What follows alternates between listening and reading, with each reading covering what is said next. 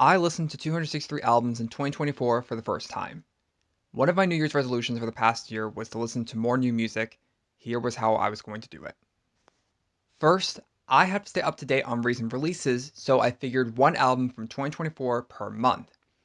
On top of that, since I was getting used to Rate Your Music, I figured I could listen to every album that had at least 20,000 ratings.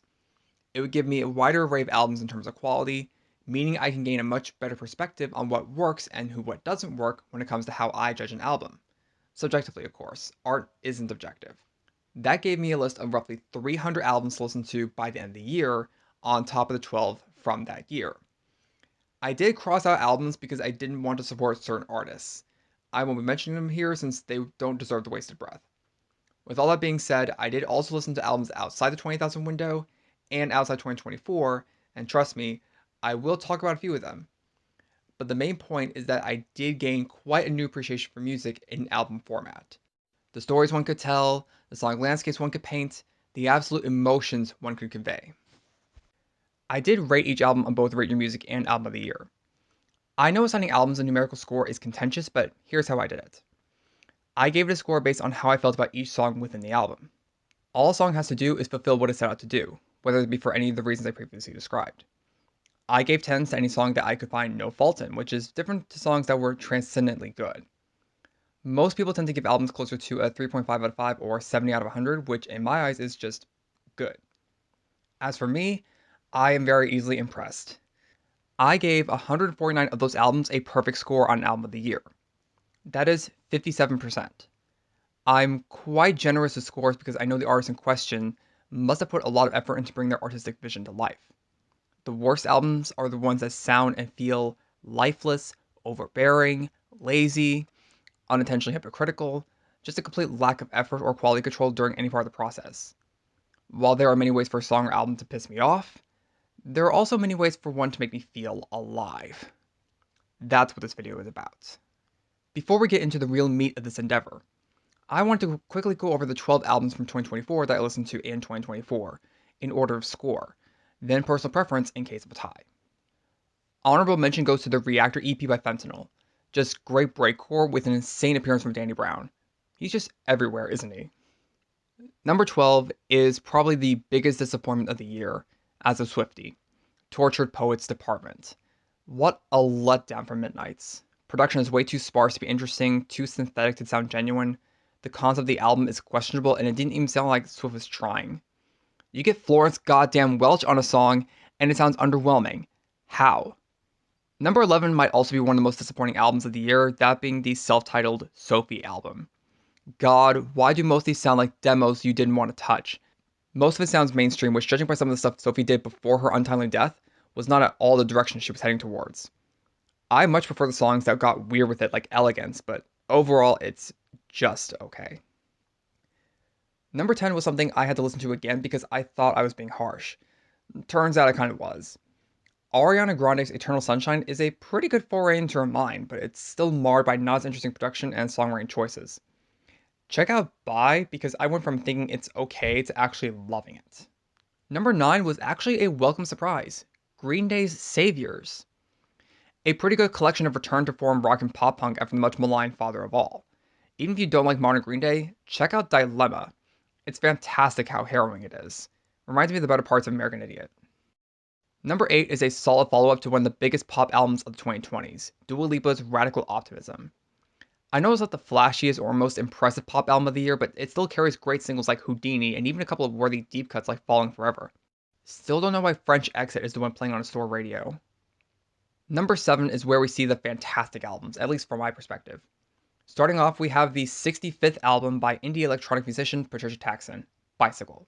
This is the first album I've ever listened to by her, and I really like this blend of IDM and house from start to end. I could go in more detail about it, but I'll just say the vocal harmonies on Boys, chills. Number 6 is again the first album I ever listened to by this artist, MGMT's Loss of Life. I'll just say it's up there with some of their classic albums, especially the psychedelic feel to it. I've really grown to love Bubblegum Dog, and Mother Nature is generally one of the most beautiful songs I've ever made. Number 5 is the only other one besides Torture Poets and Bicycle that I listened to when it was released. That being Machine Girls' MG Ultra. Machine Girl had been racking around my head for a while, as you probably saw from the last video. So when their new album was released, I checked it out and I loved it. I didn't expect to see a jock jam version of digital hardcore. Great stuff. Check out Grindhouse, Psychic Attack, and Until I Die. Alright, top 4. All of these have perfect scores, so they'll be sorted by personal preference as of now. Number 4 is Cascade by Floating Points. Nothing more to say except an amazing slice of techno, which given their previous discography is a welcome surprise. Ocotillo and Vocoder are definite highlights. Number 3 is the surprisingly genre-bending hip-hop of No Hands by Joey Valence and Bray. I really should have listened to more rap last year, but it'd be tough to find something as fun and off-kilter as this. Seriously, you get throwback electro, Miami bass, there's a goddamn breakcore section in the goddamn opening track, and oh look, Danny Brown again. Highlights are Busted, The Baddest, and Pack-a-Punch. My number 2 pick is rather controversial. Is it an album that not many people like? No, it's very well liked and quite popular.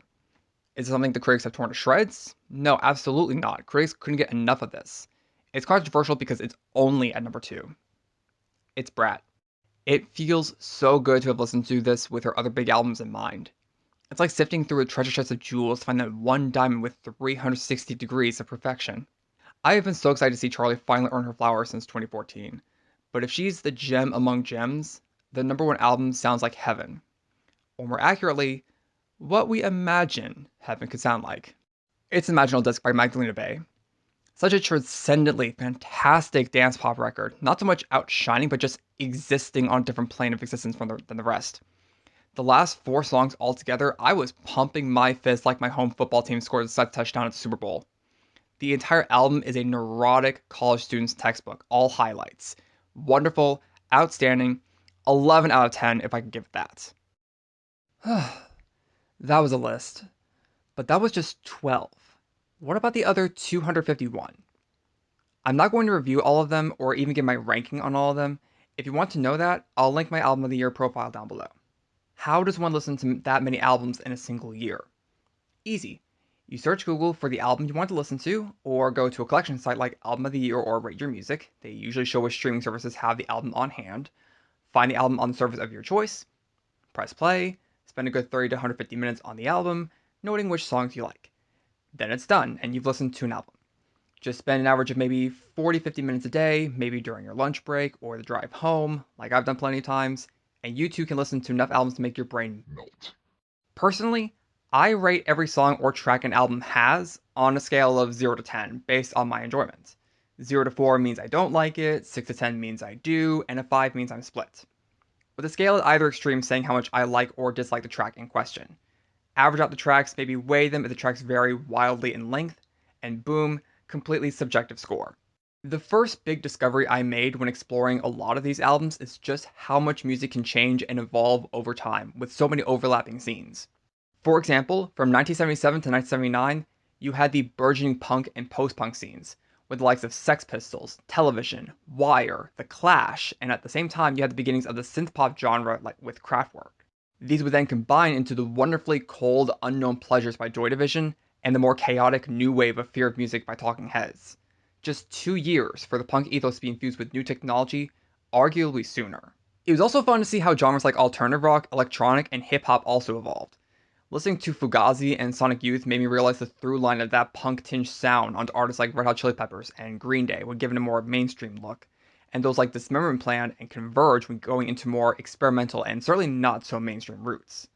The increasing lyrical complexity and experimentation with production in hip-hop was not lost on me, going from the more straightforward Nas and Tribe Called Quest to the eccentric and eclectic talents of Outkast and MF Doom, a dip into the instrumental side with DJ Shadow and Jay Dilla, before blasting the door off with the likes of Death Grips, Danny Brown, and JPEG Mafia.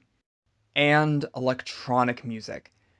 The krautrock of Can in the early 70s, the synth-pop of Kraftwerk in 78, the industrial sound of Nine Inch Nails in 89 and 94, the trip-hop of Portishead also in 94, and Massive Attack in 98, Big Beat from the Chemical Brothers in 95, whatever the hell Drux is from 01, the Indietronica of MGMT and LC Sound System in the late 2000s, whatever the hell Alteca were doing in 08, a return to Kraftwerk by Portishead of all bands in 08, the digital hardcore of Death Grips and Machine Girl in the mid to late 2010s, a very weird turn to Monster Cat and mainstream EDM in the late 2010s, the mainstreaming of hyperpop by Charli XCX in the 2020s, Holy shit, there was so much good music I never knew about.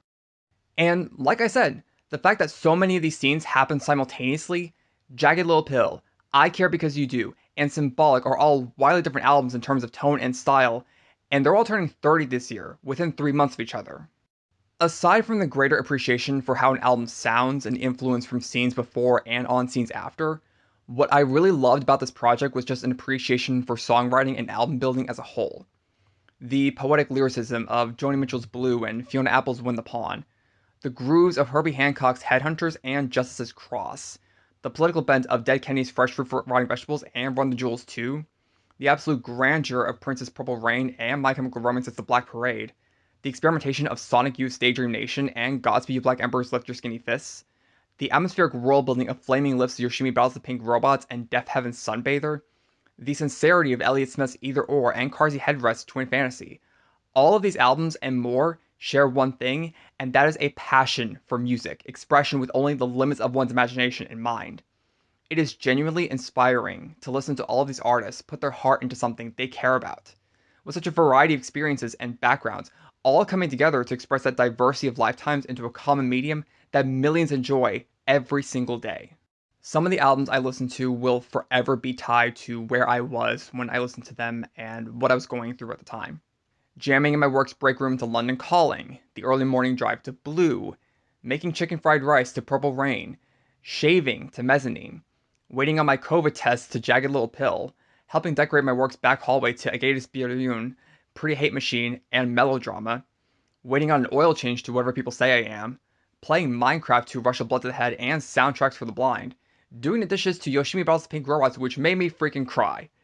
I know a lot of this video is just listing off albums, but can you blame me for wanting to gush about all the great music I discovered? The project wasn't all fun and games, though. Over the course of last year, I went through some significant mental health struggles, like I mentioned in my coming out video, and that affected how often I listened to new music. For several weeks at a time, I found myself completely disinterested in listening to anything new aside from one or two albums. I really only picked it back up on music listening in the second half of the year, where I went through periods of listening to 2, 3, even 4 albums in one day, mostly because I needed to finish out my list. But then burnout would kick back in, and eventually I realized those other albums could wait until this year. If you're going to do a similar project to this, make sure you either stick to a routine with a set place and time to dedicate listening to an album, or be okay with the fact that you don't have to listen to an album in one sitting. I learned that one from Selected Ambient Works Volume 2, holy shit. And don't be afraid of venturing to new territory. I gave metal a shot and left with a new appreciation for bands like Death, Boris, and Deftones. What I learned about myself in doing this project is that I just really love music, regardless of genre conventions and performance styles. But I do tend to go back to albums that either make me feel like I'm floating in the sky or shake me to my very core, or just something that's very weird. I like that too. Now, with all that being said, here are the 20 best albums I listened to from this past year. As to be expected, I rate all these albums with perfect scores, and the list might change in a week or two, but as of now, this is the list. The Glow Part 2, Death Consciousness, Marquee Moon, Drux, Blue, Bottomless Pit, American Football, Illmatic, In Utero, Emotion, Daydream Nation, Grace, Doolittle, Sunbather, The Suburbs, Bloom, Yoshimi Battles the Pink Robots, Cross, This Is Happening, Because I'm Young, Arrogant, and Hate Everything You Stand For. If you would like to see me review any of these albums, or have any questions about this project, or any suggestions for future videos, feel free to comment. I love reading them. I hope I don't regret saying that. Thank you so much for watching, and have a good day, everybody.